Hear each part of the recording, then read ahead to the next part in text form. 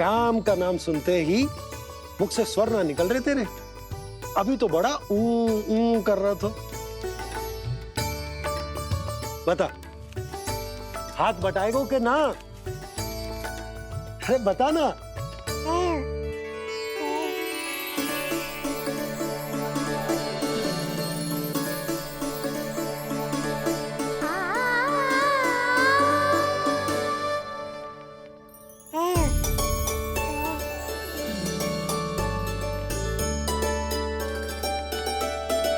कल तू पूरा 100 दिन को हो जाएगा लल्ला।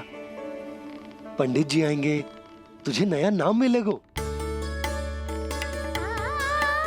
देखो तो मन में तो इनके भी कितना उत्साह भरो है, बस दृष्टि में मैं ही आती हूँ।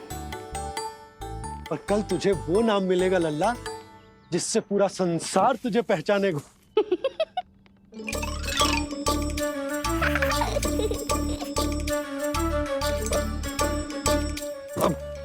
लल्ला, कितना कार्य शेष है और तूने मुझे बातों में लगा लियो।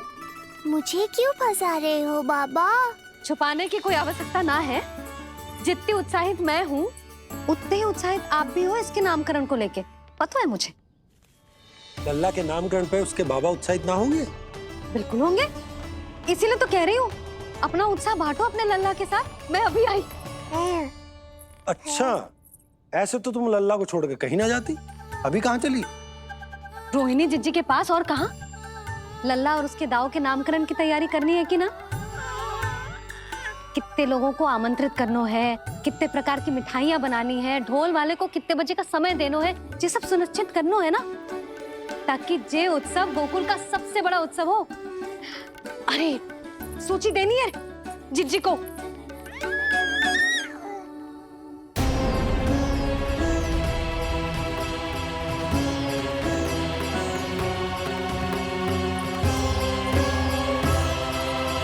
सबकी कोई आवश्यकता ना है। आवश्यकता ना है मतलब? कहना क्या चाहते हो आप? मैं ये कहना चाहता हूं कि यशोदा, सत्य तो ये है कि हमें दुख में ना अत्यधिक दुखी होना चाहिए और ना सुख में अत्यधिक उत्साहित। प्रसन्नता कितनी भी क्यों ना, हमें उत्सव संयम से ही मनाना चाहिए। इतने वर्ष संयम ही तो रखा था ना नंद जी। ये समय संयम का ना आनंद से बावले हो जाने का है। यशोदा, हम आयोजन छोटा ही करेंगे। मैं कुछ सोच समझ कर ही तो कह रहा हूँ। पर क्यों? मुझे भी तो समझाओ। हर बात समझाने की ना होती यशोदा। अच्छा, पति पत्नी में भेद हो तो है? ठीक, मैं कोई भेद ना रखूं। जो भी अब तक मैंने तुम्हें ना बताया है वो सब बताऊं। ओहो, क्या कर रहे हो बाबा? कंस के बारे में कुछ बता मत देना मैया को। वो मंगला है ना, उसने आज शाम को ही बछड़ा दियो और भात पद का मांस लगभग बीतने को ही है, तो धीरे धीरे शरद ऋतु आ जाएगी, दूध की हानि भी कम हो जाएगी। हाँ? और वो सरजू है ना, उसको बैद जी ने पूरे पखवाड़े का विश्राम के लिए कहा है। क्यों? क्योंकि वो ठाट से गिर गए थे और गिरते समय उसे भीतरी चोट लग गई थी। अरे बस बस बस, ये सब मुझे क्यों बता रहे हो? इसका नामकरण से क्या संबंध? तुम्ही ने तो कही ना कि पति पत्नी के बीच में कोई भेद ना होता, तो मुझे जो भी बात पता है मैं तुम्हें बताऊंगा। कितनी समझदारी से बात बदल देते हो आप, और भोली भाली मैं आपकी बातों में आ जाती हूँ और इस सब में असली बात तो रह ही जाती है। किंतु आज बात मेरे लल्ला की है। उत्सव तो विशाल ही होगा और इस बारे में कछु और ना सुनूंगी मैं। आप लल्ला का ध्यान रखो, मैं जा रही हूँ रोहिणी जीजी के पास। यशोदा,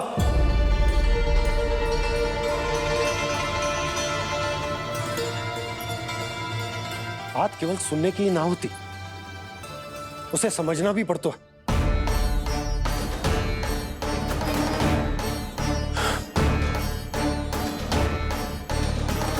विश्वास है ना मुझ पर? मैं कुछ सोच समझ कर ही कर रहा हूँ ना। उत्सव तो छोटा ही होगा।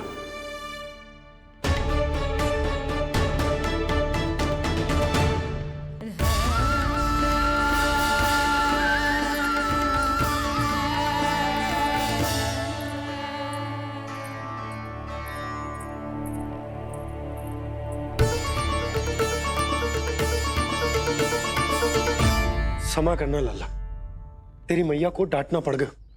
आपको मेरी सुरक्षा की चिंता है बाबा, समझता हूँ मैं, इसलिए आपने ये निर्णय लिया है।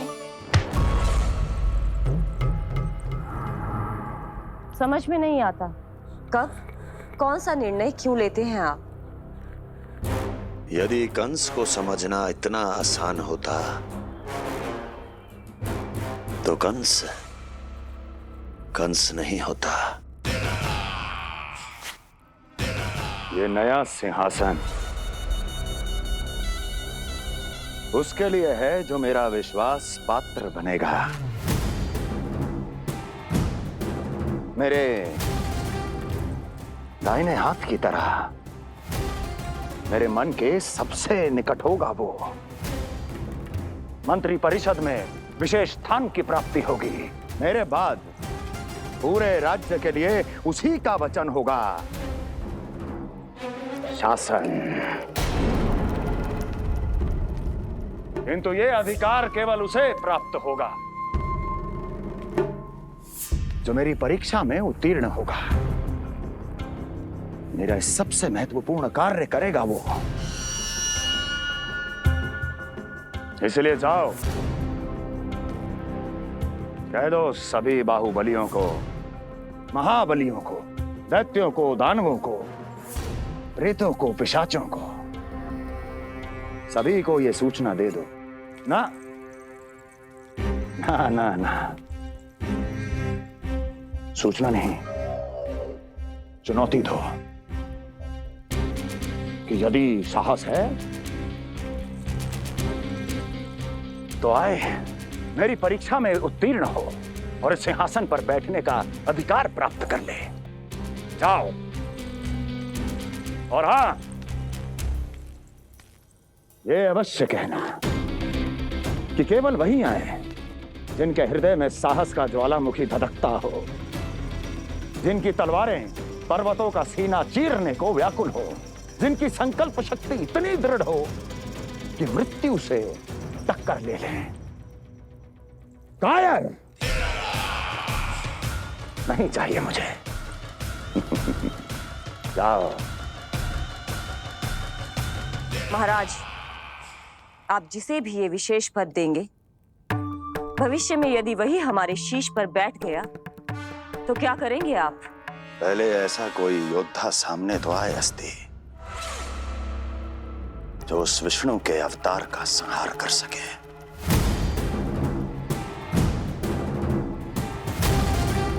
और जहां तक प्रश्न है हमारे शीश पर बैठने का,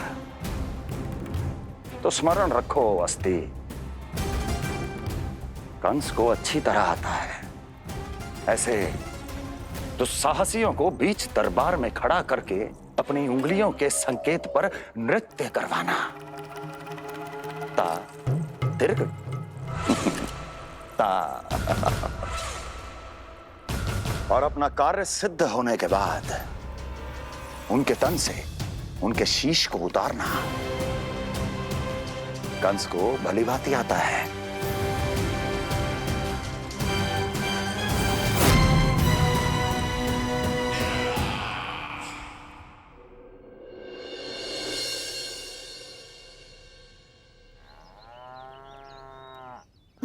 पूरे 100 दिन का होगा हुआ तो लल्ला, कम से कम 100 व्यक्ति तो आने चाहिए थे ना तेरे और तेरे दाऊ के नामकरण में। हाँ, अब तुम मुस्कुरा क्या रहो है? तू ही बता, जे भवन देख के लग रहा है कि यहाँ कोई उत्सव है? बिना अतिथियों के कैसा उत्सव और कैसा आनंद, तू ही बता। और मैं करूं भी तो क्या?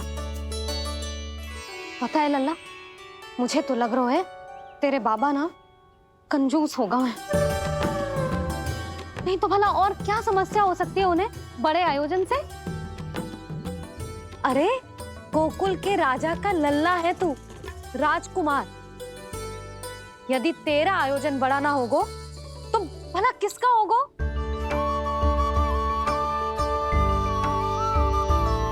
मेरी ही भूल है, मैं भोली हूं, इसीलिए व्यर्थ में तेरे बाबा की बातों में आ गई। मैं भोली हूं ना, व्यर्थ में उनका कहा मान गई।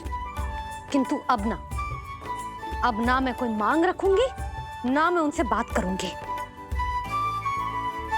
और कहे देती हूँ लल्ला, सावधान जो इस बार तू बीच में आया तो। हाँ नहीं तो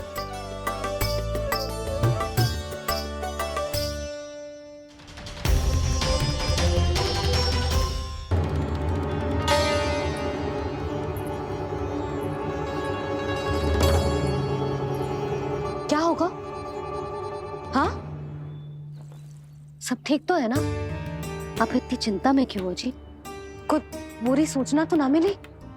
अब जे मत ही कहना कि जे भी मुझसे छुपाना पड़ेगा। जो भी है मुझे बताओ। पंडित सदानंद जी महाराज वो नामकरण के लिए ना आ सके।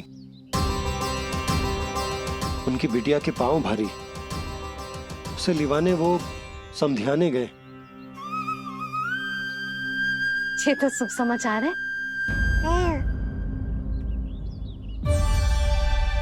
किंतु मेरे लल्ला का नामकरण अब वो सही मुहूर्त पे कैसे होगा?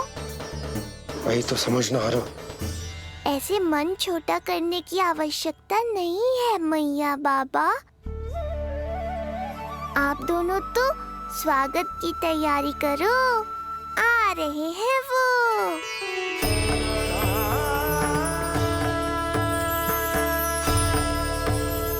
लो, आ गए वो जिनकी मुझे प्रतीक्षा थी। आप दोनों व्यर्थ ही चिंता कर रहे थे।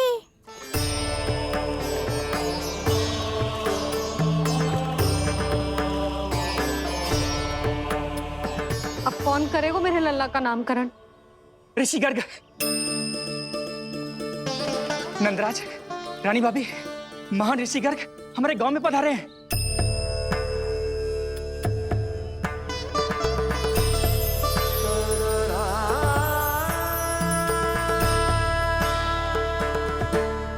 ऋषि गर्ग गोकुल में?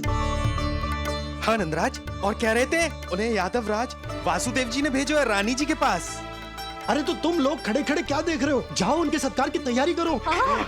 जी यशोदा, उनके स्वागत की तैयारी करो। सुनो जी, वो तो यादवों के कुलगुरु है ना, रोहिणी जीजी के यहाँ आए हैं, हमारे यहाँ आएंगे।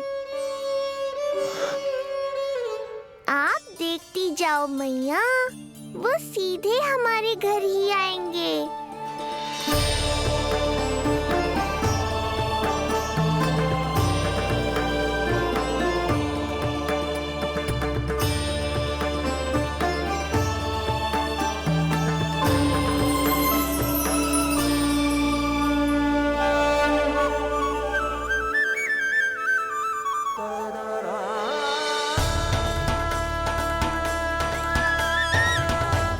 ये क्या हो रहा है मुझे? मैं उस भवन की ओर क्यों बढ़ा जा रहा हूँ? क्योंकि आपके यहाँ आने से ही मेरी मैया बाबा की चिंता समाप्त होगी ऋषिवर। ये बात तो मैं न जानता, परंतु मुझे जाकर उनको स्वागत करना चाहिए।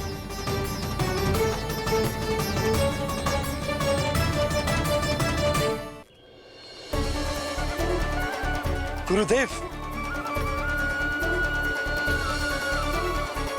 कल्याण हो। भगवान श्री नारायण के महान भक्त आज हमारे गांव में पधारे। हमारा जीवन सफल है गयो आज। वो भवन आपका है नंदराज? आपके शुभ चरण पड़ेंगे तो हमारा जय भवन पवित्र हो जाएगा। इतने बड़ी ऋषि अगर हमारे घर पधारेंगे तो हमारे तो भाग्य ही संवर जाएंगे। मैया आपके दर्शन को तरस रही है ऋषिवर। संकोच मत कीजिए, अब आ भी जाइए। पधारिए गुरुजी। न जाने क्यों मेरे पांव अपने आप ही आपकी भवन की तरफ जाने को व्याकुल है नंदराज। पधारिए गुरुदेव, आइए।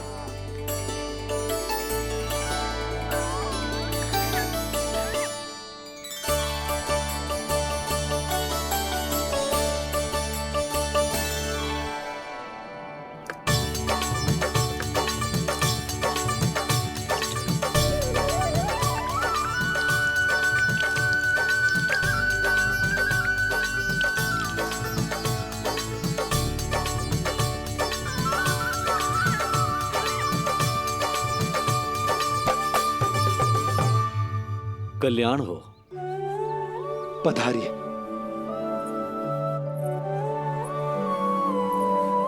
आया तो था मैं रानी रोहिणी के भवन में, पर पता नहीं कैसे यहाँ खींचा चला आया। विराजिए गुरुदेव। महाराज, आप इसे भी रोहिणी जिज्जी का ही घर समझिए। मैं अभी बुला कर लाती हूँ। महाराज, ये हमारा सौभाग्य है कि आपने यहाँ आना स्वीकार किया। कहिए, क्या सेवा करूं मैं आपकी? मुझे आपके भाई वासुदेव ने भेजा है नंदराज।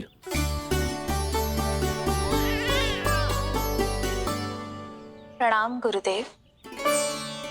स्वामी जी ने आपसे इतनी दूर आने का आग्रह किया है, अवश्य ही कोई बड़ा कारण होगा। कारण तो है, आपके पुत्र का नामकरण करने आया हूं मैं यहाँ।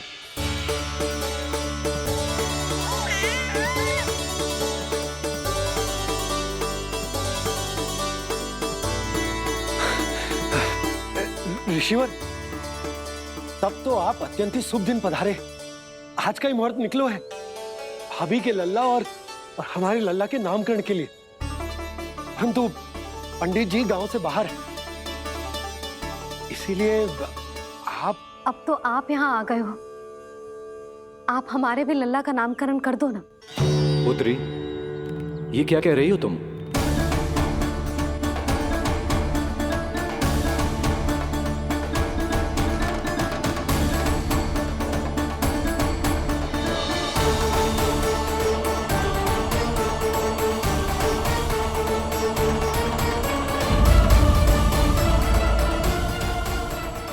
मैया को सब पता है, इतनी जल्दी तेरा पेट भर ही ना सकता।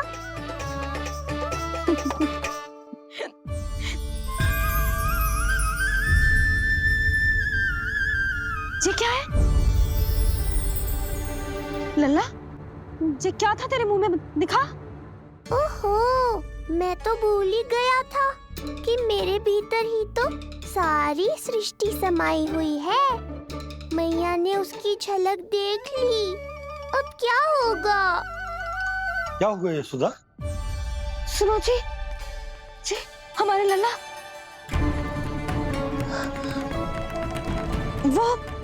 वो इसके मुंह में। क्या? भूल जाओ ना मैया, कुछ नहीं था मेरे मुंह में। लल्ला, मुंह खोल के बाबा को दिखा। अरे क्या देख रही है उसके मुंह में? अवश्य ही मेरा दृष्टि भ्रम होगा, किंतु ऐसा भ्रम। अरे बताओ ना यशोदा, या फिर मुहूर्त शीघ्र ना बताने की बात का प्रतिशोध ले रही हो तुम? ना, ऐसी बात ना है। तो फिर बताओ ना, क्या बात है? हा? मैंने लल्ला के मुंह में कुछ देखो। क्या देखो?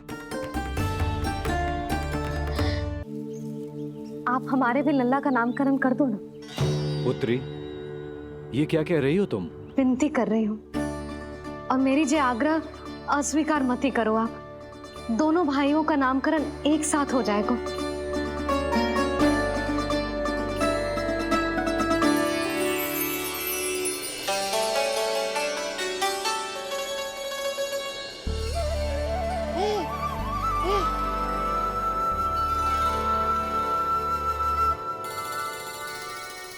कितने प्यारे और निर्दोष बालक हैं।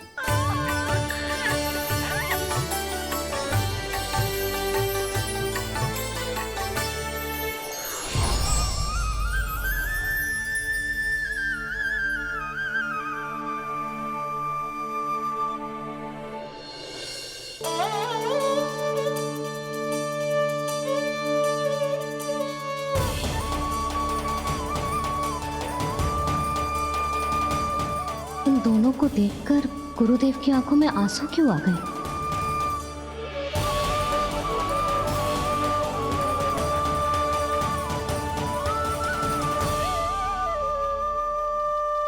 ये क्या कर रहे हैं ऋषिवर? संभालिए अपने आप को, नहीं तो मेरा रहस्य खुल जाएगा आज।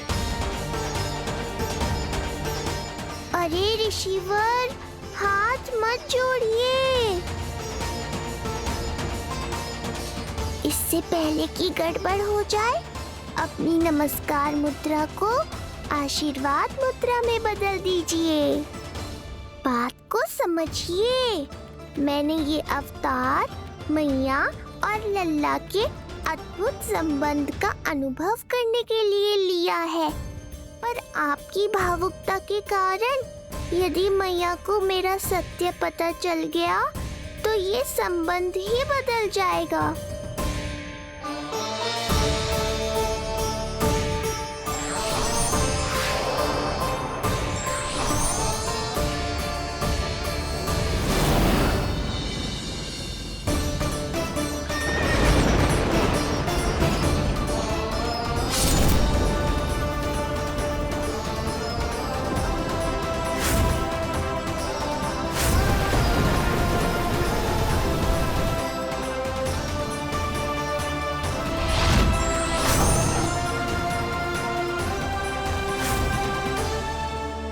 अब आप सब कुछ जान चुके हैं ऋषिवर, इसलिए अब मेरे सामने हाथ जोड़कर मेरे सत्य को उजागर मत कीजिए।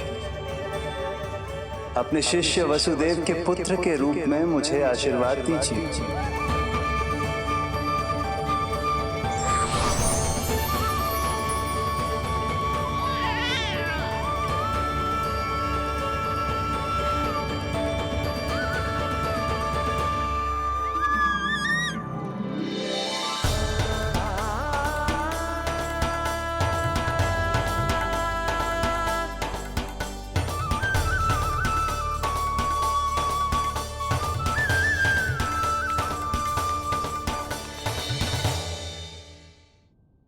ऋषिवर, आप मौन क्यों हैं? और आपकी आंखों में आंसू, सब कुछ ठीक है ना? अब तो आप हमारे लल्ला का नामकरण करोगे ना? इन दोनों का नामकरण करना मेरा सौभाग्य होगा पुत्री।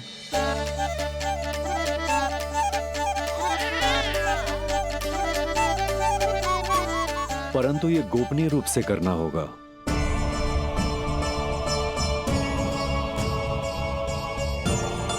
अवश्य ही स्वामी का आग्रह होगा, ताकि कंस की बुरी दृष्टि हमारे पुत्र पर ना पड़े। ये तो बहुत महान ऋषि हैं, इन्हें कंस के अत्याचारों के बारे में अवश्य पता होगा। अपनी संतान का नामकरण संस्कार करना एक मां के लिए उत्सव से कम नहीं होता है, पर यह छुपकर करना होगा। आप दोनों को स्वीकार तो है ना? जैसी आपकी आज्ञा गुरुदेव। स्वीकार है गुरुदेव।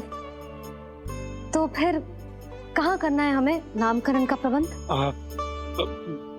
गुरुदेव, मंदिर सही रहेगा? उससे पवित्र स्थान तो हो ही नहीं सकता है। ऋषिवर, आप तनिक विश्राम कीजिए, हम लोग प्रबंध करते हैं। मैं कुछ समय इन बालकों के साथ व्यतीत करना चाहूंगा। ये तो इनका सौभाग्य होगा। हमें आज्ञा दीजिए।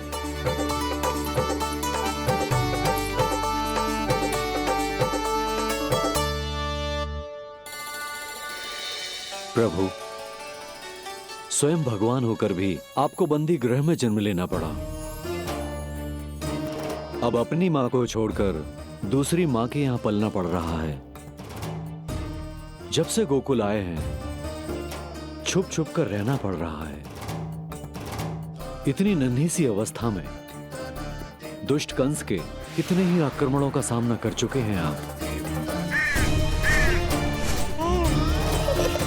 और जिस उत्सव में सभी सप्तऋषियों और सभी देवी देवताओं को साक्षी बनकर आना चाहिए, उस नामकरण उत्सव को यहां एकांत में करना पड़ रहा है।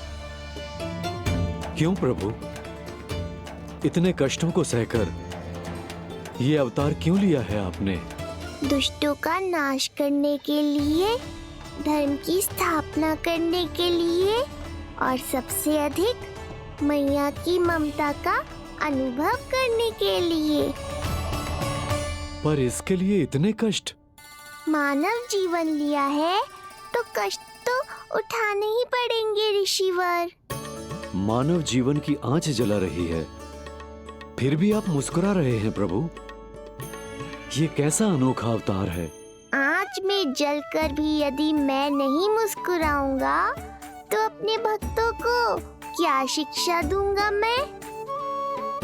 आज एक कंस का प्रकोप है, भविष्य में सहस्रों कंस होंगे और आने वाले युगों में होंगे अनगिनत कंस।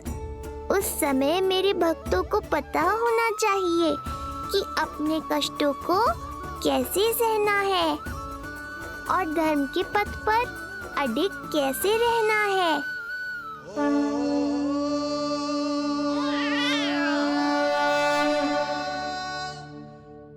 आप धन्य हैं प्रभु।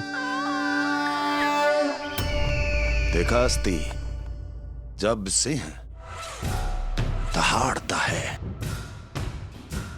तो वन के सभी जीव जंतु इकट्ठे हो ही जाते हैं। वो सब जो मेरा विश्वास पात्र होने का अधिकार और ये सिंहासन पाना चाहते हैं, सामने आए। बुद्धि के बिना बल अपंग होता है महाराज, और मेरे पास बुद्धि और बल दोनों हैं।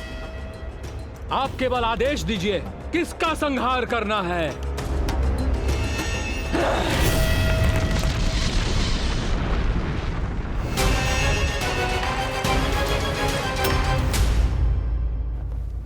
सारी तैयारी हो गई।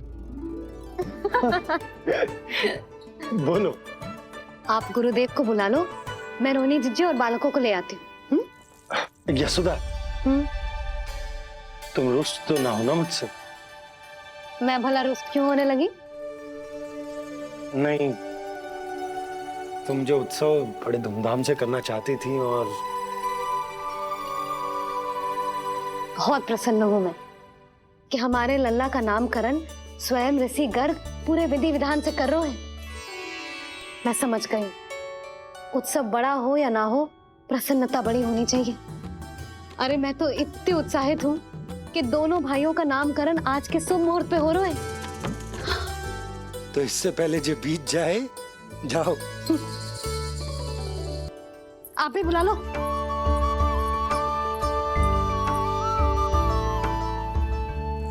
यहाँ सब के सब एक से बढ़कर एक है, तो फिर अपने कार्य के लिए किसका चुनाव सबसे पहले करूं? मेरा सामर्थ्य तो आपने अभी तक देखा ही नहीं महाराज। चुटकी बजाकर शत्रुओं का विनाश कर सकता हूं मैं।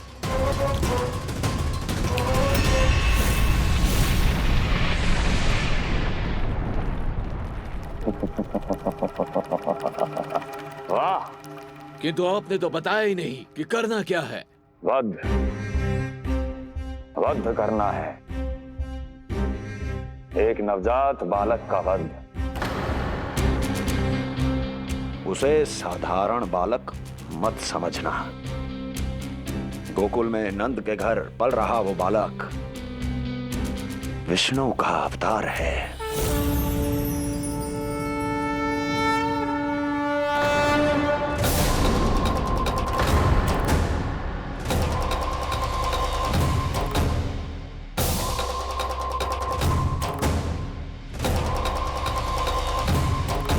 क्या हुआ? इतना सन्नाटा क्यों छा गया? क्षमा कीजिए महाराज, पर मैं नन्हे बालकों के साथ हिंसा नहीं करता। विष्णु अवतार बड़ा छलिया है महाराज, मैं उसका मुख भी नहीं देखना चाहता।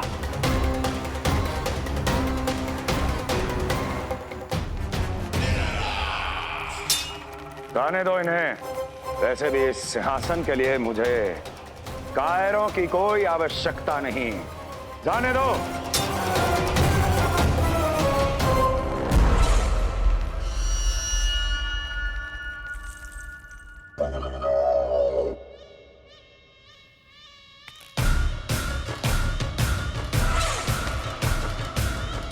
दुर्जन, क्या कहा था मैंने?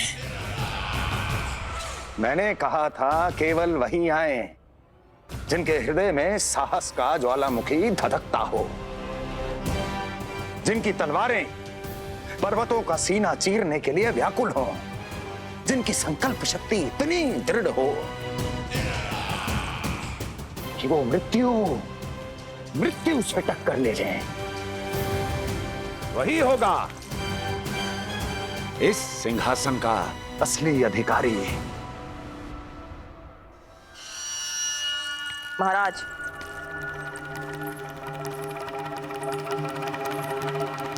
ना तो आपके दिए इस सम्मान का कोई मूल्य रह गया है और ना ही आपके भय का। अभी आपने ही कहा था ना कि जब वन में कोई सिंह दहाड़ता है तो उस वन के सभी जीव जंतु एक जगह एकत्रित हो जाते हैं, परंतु उसी वन में जब कोई बब्बर सिंह दहाड़ता है तो वही जीव जंतु भय के मारे इधर उधर भागने लगते हैं। निश्चित ही वो बालक इन सब के लिए बब्बर सिंह बन चुका है। उसका भय हमारे साम्राज्य की नींव हिला रहा है महाराज।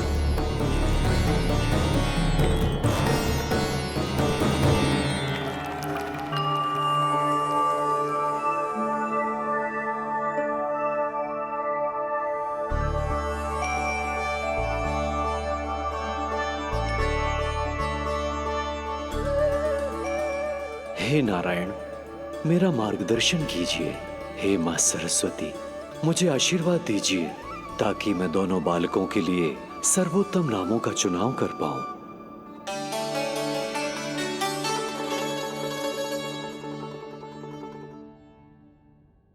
आपके पुत्र को बड़े भाई के कर्तव्य का निर्वाह करना है और इस दायित्व को प्रभु श्री राम से अच्छा किसने निभाया है?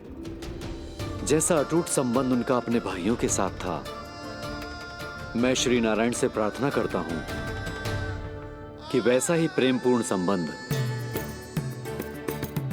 इसका भी अपने छोटे भाई के साथ हो।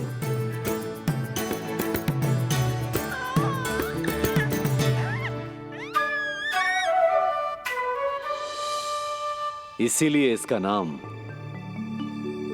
राम हो, इसीलिए इसका नाम राम, इसीलिए इसका नाम राम।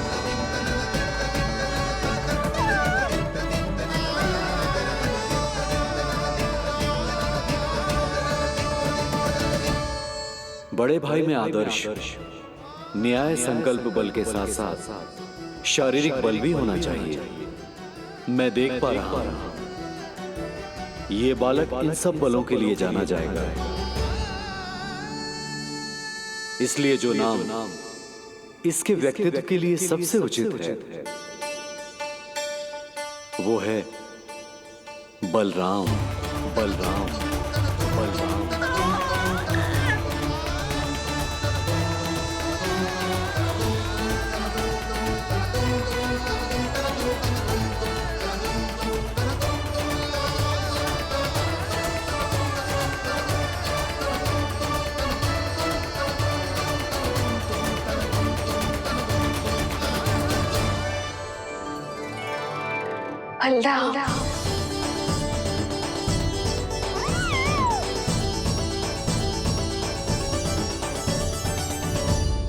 तो फिर उसका नाम बल राम रखना।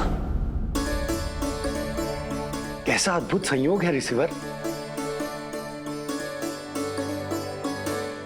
जब इसके जन्म की सूचना देने मैं वसुदेव भैया के पास मथुरा गया था, तब उन्होंने भी यही नाम रखा था, बलराम।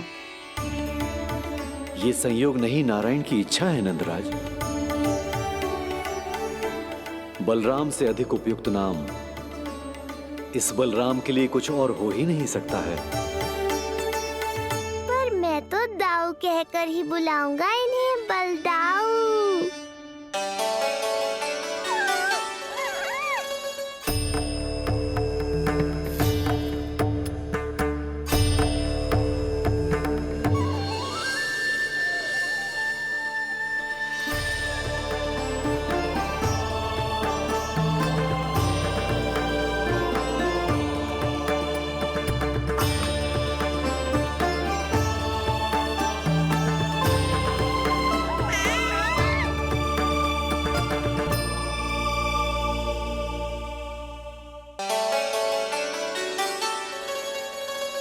सुना पुत्र, आज से तुम्हारा नाम होगा बलराम।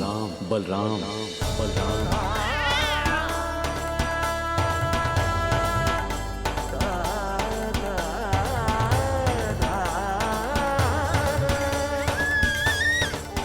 गुरुदेव, कितना अद्भुत नाम दिया है आपने इसे। अब मेरे लल्ला को भी ऐसा ही कोई उत्तम सा नाम दे दो।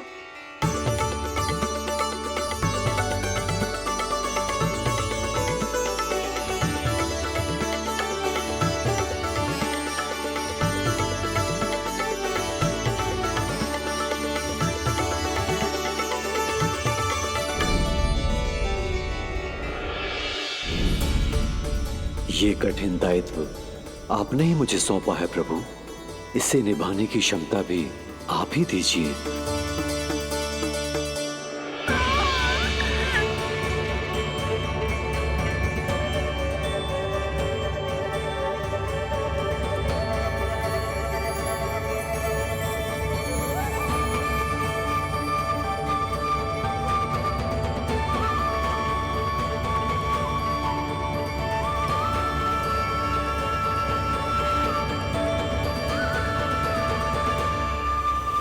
कृष्ण कृष्ण कृष्ण कृष्ण कृष्ण कृष्ण कृष्ण कृष्ण।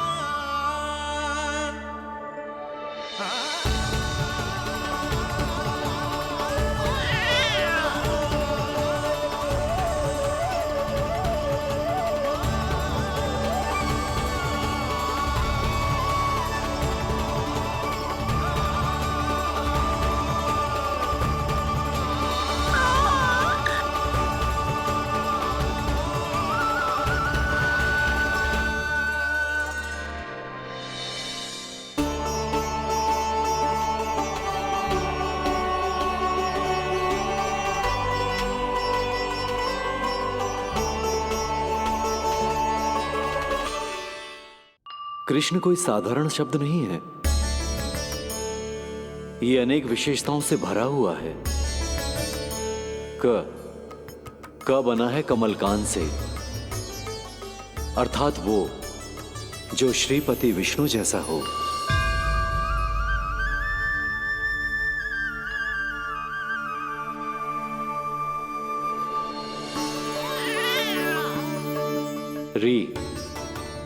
री की उत्पत्ति हुई है श्री राम से, अर्थात वो जो सबके हृदय में बस जाए।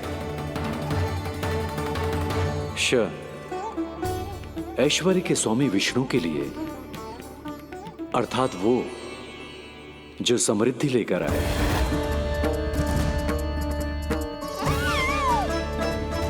और ना है नरसिंह के लिए, अर्थात वो जो रक्षा करे। और अंत में आकार की मात्रा सूचक है अग्निदेव का, अर्थात वो जो स्वयं तप कर सबको पवित्र कर दे।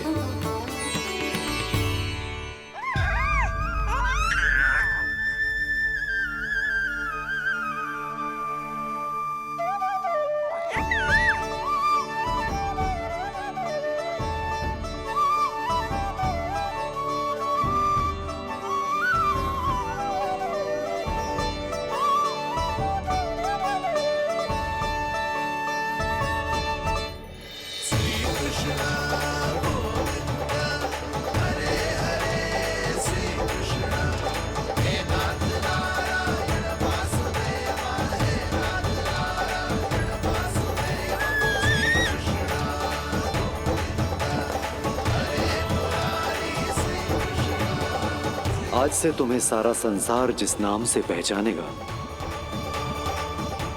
वो नाम है कृष्ण। वो नाम है कृष्ण। वो नाम है कृष्ण। वो नाम है कृष्ण। कृष्ण कृष्ण कृष्ण कृष्ण कृष्ण कृष्ण कृष्ण कृष्ण कृष्ण कृष्ण कृष्ण कृष्ण कृष्ण।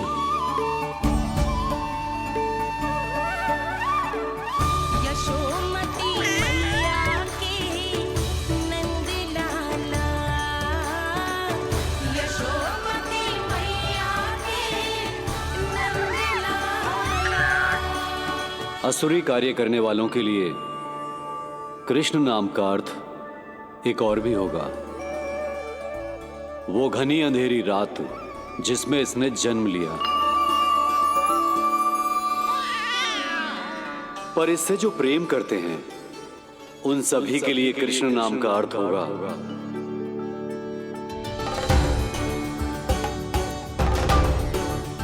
अतुलनीय सुंदरता और अथाह प्रेम।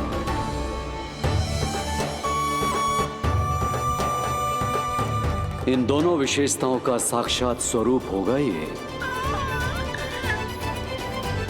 कृष्ण।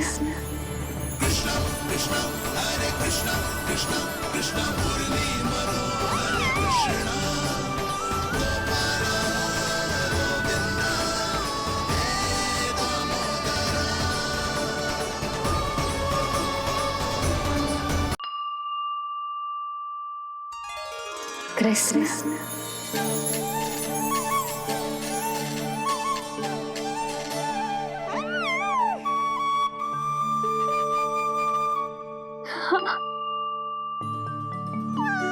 और जो मानवता के शत्रु हैं उनके जीवन में ये नाम अशांति, असुरक्षा, भय उत्पन्न करेगा, पर सात्विक प्रवृत्ति के व्यक्तियों के लिए ये नाम शांति, संतोष और सुख का सूचक होगा।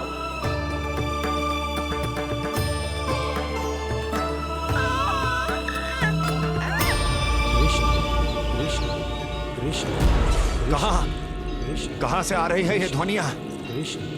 कहां से आ रही है ये ध्वनियां?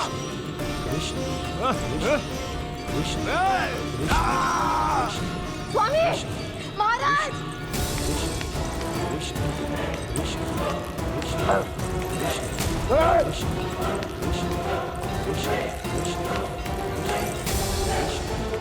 कैसी ध्वनि महाराज?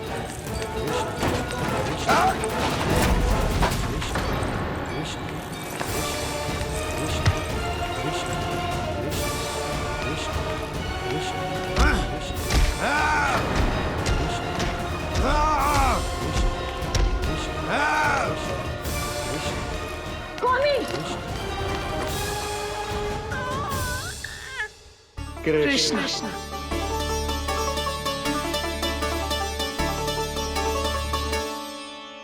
कृष्ण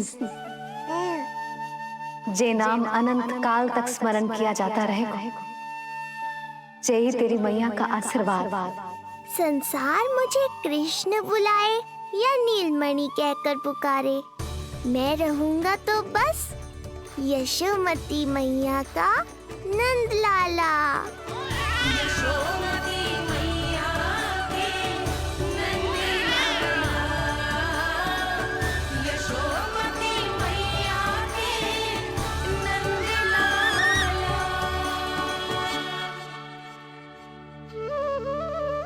गुरुदेव, आपने मेरे लल्ला को इतना प्यारा नाम दियो है, उसके लिए आपका बहुत बहुत धन्यवाद। एक बार गोपियों को पता चलेगा तो देखना कैसे रटने लगेंगी मेरे लल्ला का नाम। इससे पहले कि आप सब बाहर जाकर किसी और को बताएं, एक कर्मकांड शेष है। नामकरण के बाद पिता को आशीर्वाद के रूप में कुछ न कुछ उपहार बालक को अवश्य देना चाहिए।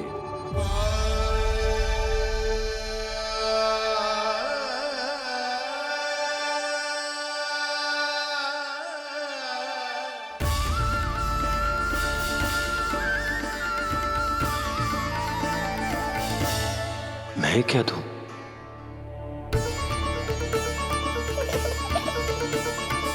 वासुदेव मेरे शिष्य हैं और उनकी अनुपस्थिति में यह दायित्व मैं निभाऊंगा।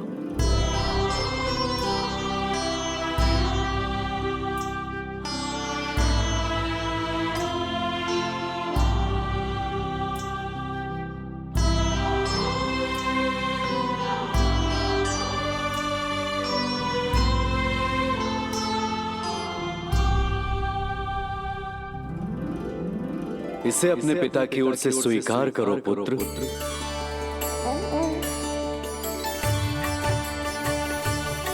कल्याण हो।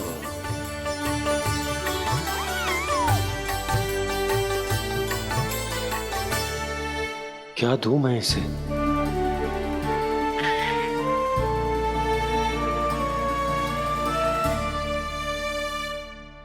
आप सोच क्या रहे हो? आशीर्वाद दो ना अपने कृष्ण को। अच्छा, सोच रहा हूं कि लल्ला को क्या दूं?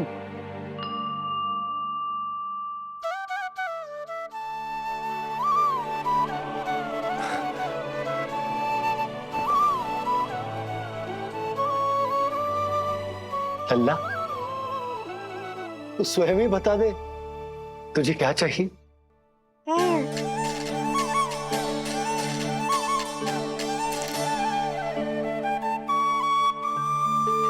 देखो जी, लल्ला ने ही आपकी उलझन समाप्त कर दी।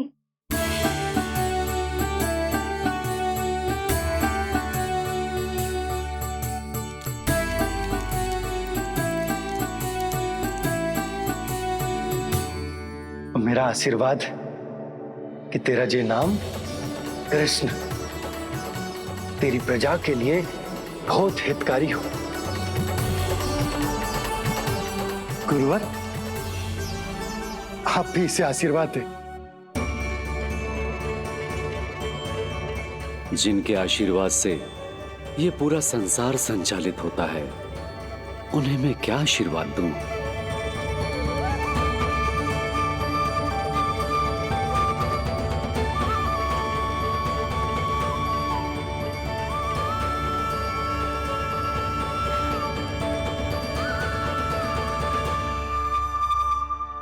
आपने तो मुझे मेरा नाम दिया है ऋषिवर।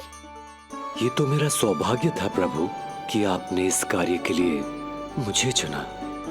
पर आपका कार्य अभी समाप्त नहीं हुआ ऋषिवर। एक विनती और है मेरी। आज्ञा दीजिए प्रभु, क्या करना होगा मुझे? बाबा को मेरी वास्तविक पहचान बतानी होगी आपको,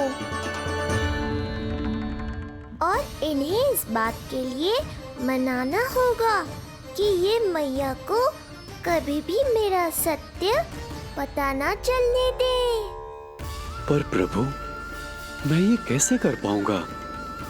आप ही कर पाएंगे ऋषिवर, क्योंकि अब आप इस कृष्ण अवतार के मुख्य उद्देश्य को जानते हैं। बंद करो, बंद करो ये ध्वनिया। कौन सी ध्वनिया? ये ध्वनिया बंद करो, बंद करो। क्या सुनाई दे रहा है आपको? ये शब्द जो मेरे कानों में गूंज रहा है। भरत समझिए। रुक जाइए। बस कीजिए महाराज।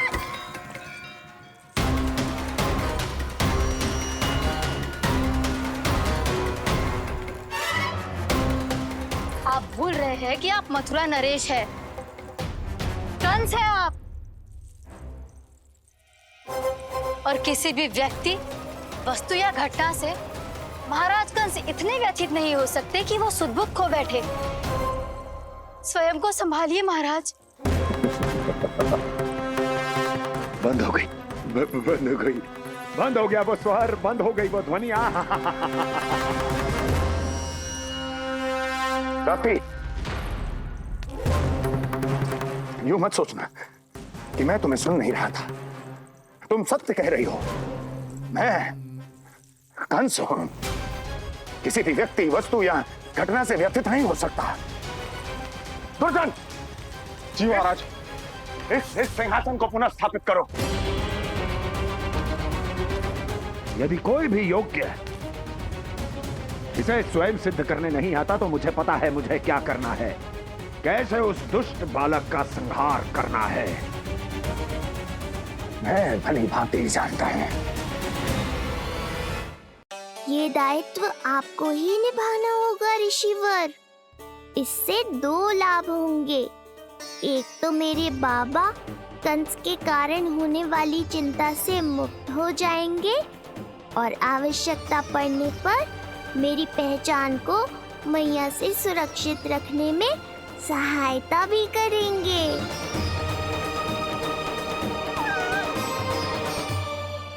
नंदराज, अब बलराम और कृष्ण दोनों को भूख लग गई होगी।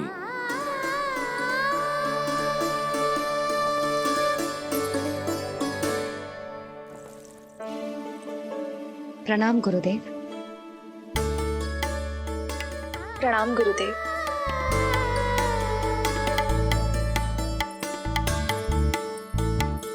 गुरुदेव, अब आप भी विश्राम कर लीजिए। नहीं नंदराज, मुझे शीघ्र ही मथुरा पहुंचना है। राजा वासुदेव और रानी देवकी मेरी प्रतीक्षा कर रहे होंगे। पर इससे पहले कि मैं जाऊं, मुझे आपको कुछ बताना है।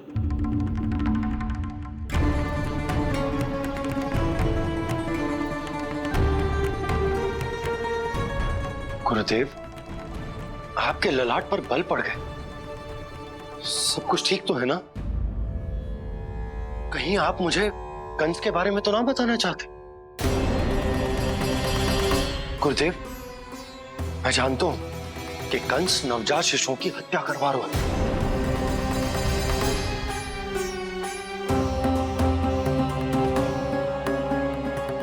कंस नहीं, कृष्ण के बारे में कुछ कहना है मुझे।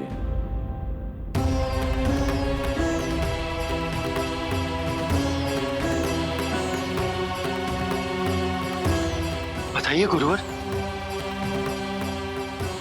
मैं एक ऐसा सत्य बताने जा रहा हूं नंदराज, जो है तो वरदान,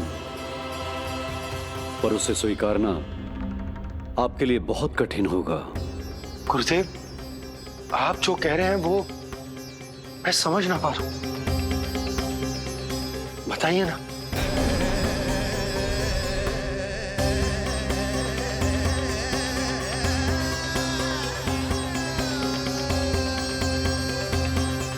बताइए ना गुरुवर।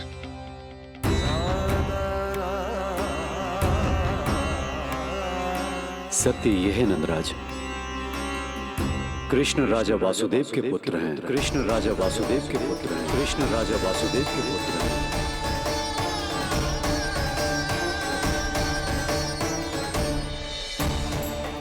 और वो कोई साधारण बालक नहीं है, स्वयं श्री हरि विष्णु के अवतार हैं। और वो कोई साधारण बालक नहीं है, स्वयं श्री हरि विष्णु के अवतार हैं।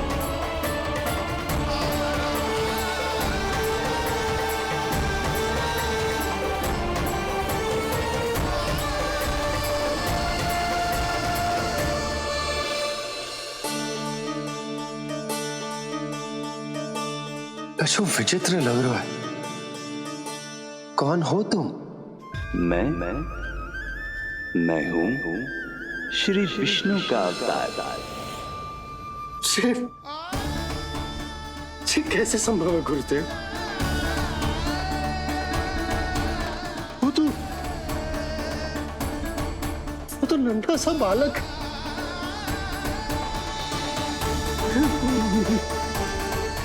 वो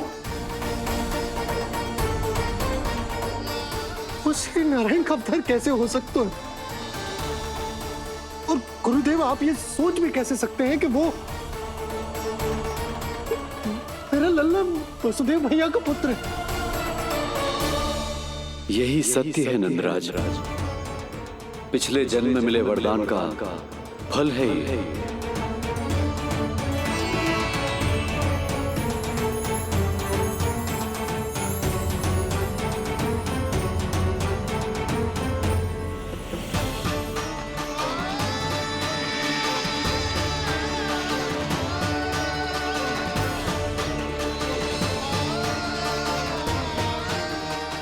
मैं आपकी संतान के रूप में अवश्य आऊंगा, किंतु उसके लिए आपको मेरे अगले अवतार के बाद एक और अवतार की प्रतीक्षा करनी होगी,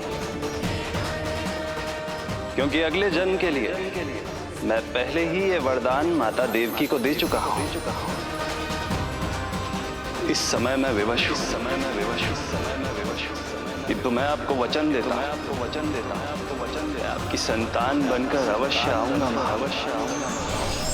प्रभु, श्री हरि को अपने सामने देखकर मेरी व्याकुलता का बांध टूट गया है। 2 जन्म बहुत बड़ा समय होता है स्वामी। अपने पुत्र के रूप में हरि को गोद में खिलाने के लिए अब मैं और 2 जन्मों तक प्रतीक्षा नहीं कर सकती। धरा!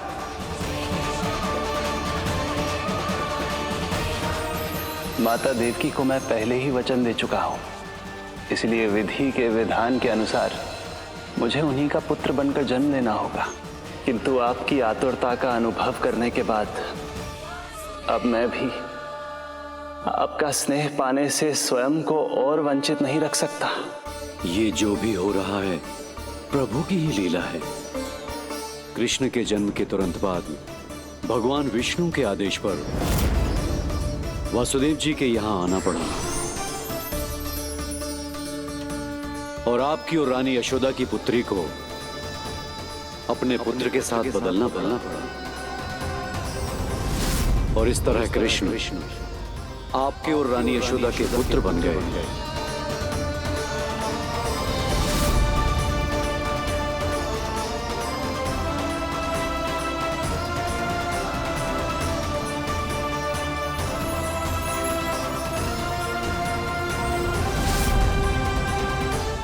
आपने सही कही थी गुरुदेव,